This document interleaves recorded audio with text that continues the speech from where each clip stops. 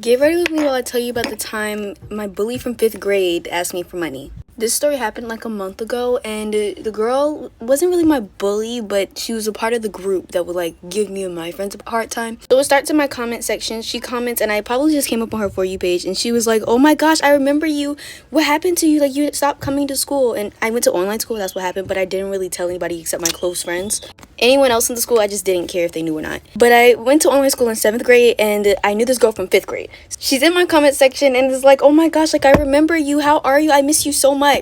I knew that girl did not give me a second thought until I showed up on her For You page. She's like, "You're so famous now." I'm nowhere near famous. She comments her Instagram, and I'm like, okay, she guess she wants me to follow it. So I follow her on Instagram. She's like, "Oh my gosh, I can't believe you followed me back." Like, girl, what is going on? So she DM'd me the next day and like gave me some like sob story about how her mother like wasn't taking care of her or whatever, or she was like taking care of her basic needs, but she like wanted makeup and stuff. And she was like, "I really want to do makeup like you." So I was like wondering if you could like send me like $20 just so I can go to like the drugstore and get some makeup, because I want to get good at it like you, and I want to follow your tutorials. The entire time she's like texting me over and over about her mom. I'm just not responding. Like, I'm looking at the text and I'm opening the DMs, but I'm just not responding. And at this point I'm like, okay, girl, who do you think I am? Like, does she actually think like I'm famous? And then two, she would literally like almost bully me and my friends in 5th grade, and like I guess she thought I forgot about that because I just didn't bring it up, because I was just trying to be nice, you know. So I start checking around to see if this is like the same girl, because the way we left terms in 5th grade, like, she can't sit there and act like everything's all cool and dandy. So I started like asking around to see if that's like her real account and stuff like that, because like I've been messaged by like fake accounts before.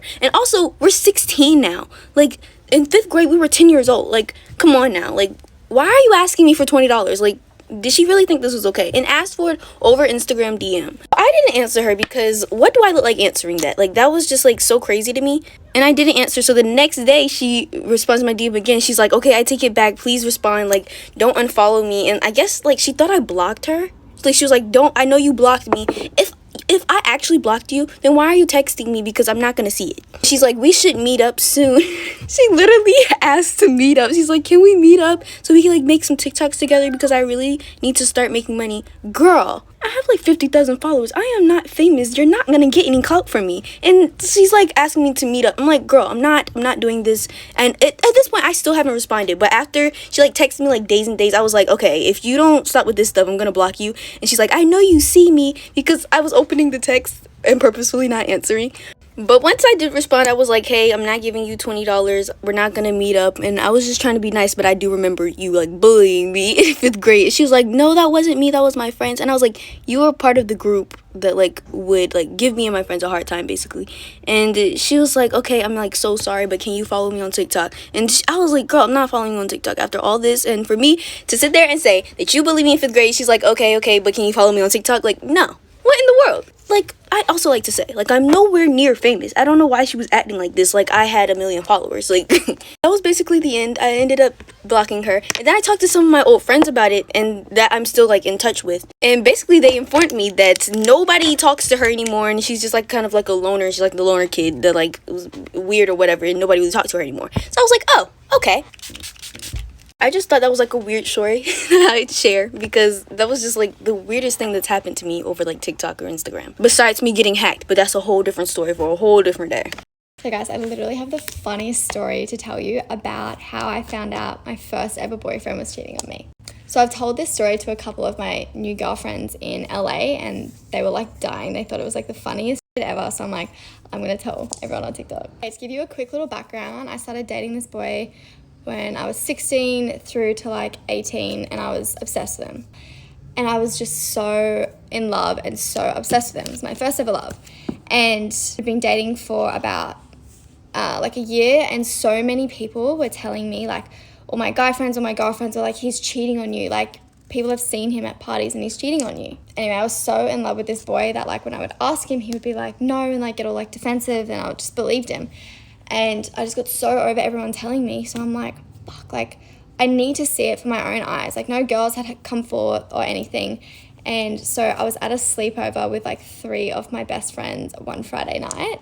And one of them had the idea to, let's hack into his Facebook. Like, if he's cheating, like, surely there's going to be something in Messenger. And I'm like, true, okay. So we're all like around like their family like home computer, and we're like trying to guess his password, and they're like, you know, think, and like couldn't get it, obviously. And then there was like secret questions that you have to ask. And one of them was, what was my first pet's name? So my girlfriends were like, think. And I'm like, oh, he's never told me. So we did his like current pet's names, obviously didn't work. And then one of my girlfriends was like, oh my God, I know what we can do. We should call his mum and pretend to be RSPCA. For people that don't know what that is, that's like an animal like rescue company. And we should say that we're doing a survey on the most commonly used pets names.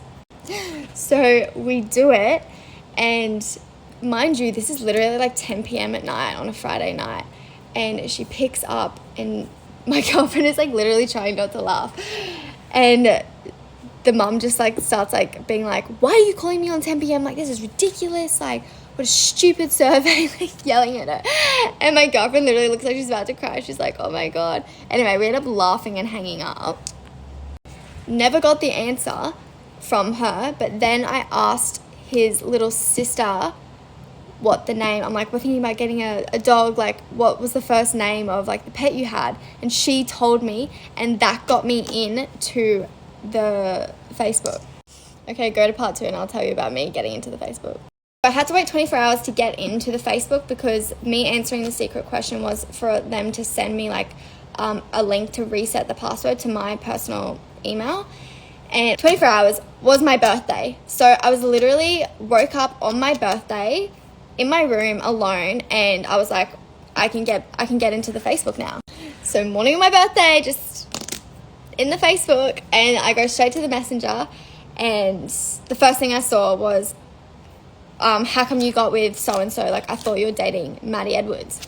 Anyway, saw a bunch of other stuff. It was all confirmed. And like for me seeing it and like reading it and seeing his responses, that's obviously when I believed it. And oh my God, I was like distraught. I was bawling my eyes out, like hysterical. Anyway, so I contacted one of the girls, because I like kind of knew her from a different school, and she told me everything. She's like, he told me that you guys are broken up, blah, blah, blah. And then my train of thought led me to calling all of his friends, which were like my friends too. And I was like, hey, you guys knew, like, I can't believe you didn't tell me, like, blah, blah, blah. And then one of my best friends came over, and she was like consoling me, and it was just like a whole ordeal. And yeah, that's how I found out he was actually cheating, and I got back with him a month later. And then he dumped me like a year later, so. My fiancé confessed that he's ashamed of my poor family. Disclaimer, this is not my story time. It was sent to me on Instagram. I grew up really poor, but my family has come up in life. My father opened up his own business, and my mom and him run it. Although it's not a huge lucrative business, it's still comfortable enough for my siblings and I to be happy. Because of the way that I grew up, I knew that I wanted to marry a rich man, and he had to be rich. I had 5 serious relationships before I turned 25. I broke up with each guy because I knew that they weren't going to be able to give me the life I wanted. There's 2 things I know. I did not want to get to 27 and not be married, so I knew I had to act quickly. Started hanging out where I knew rich people would hang out. This is where I met my bestie. This girl had my back. If she was going to Paris, she'd take me to Paris. She would pay for everything. My parents neglected her, and my family basically took her in. So she would come to my parents' house once or twice a week to have dinner. A few weeks later, she introduced me to my now fiancé, and she hated him. He told me to stay away from him, but I couldn't listen. See, he's hot, plus he has money. And he targeted me. The first night he met me, he could not stop looking at me. We hung out every day for a week, and after that, he asked me to be his girlfriend. Of course, I said yes. A few months later, I moved in with him. My family approved. His family loved me too. Sometimes he would comment on my family's house, the way that they dress. My parents came over to his parents for dinner. He told my dad in passing that it looked like he didn't have enough time to get ready. Dad was wearing a button-up shirt. He and I got into a huge fight that night, and that's when he confessed that he was embarrassed by my family. That's when my boyfriend's parents asked me to forgive him. They said they were ashamed of his behavior. I forgave him, and once I did, he proposed. He told me he wanted me to be a stay-at-home wife. That was my dream. All I wanted was to have kids and raise them at home. Parents were happy about the engagement, and so were his. As we started planning the wedding, he started saying things like, I hope your parents aren't going to wear what they usually wear to the wedding. And he insisted that my dad needed to buy a $3,000 suit. Otherwise, he wouldn't look expensive enough. And that's verbatim. We got into another huge fight. He showed up to my house with a Mercedes apologizing. I'm not sure what to do. Should I even marry him? I know my life with him will be complete luxury. What should I do?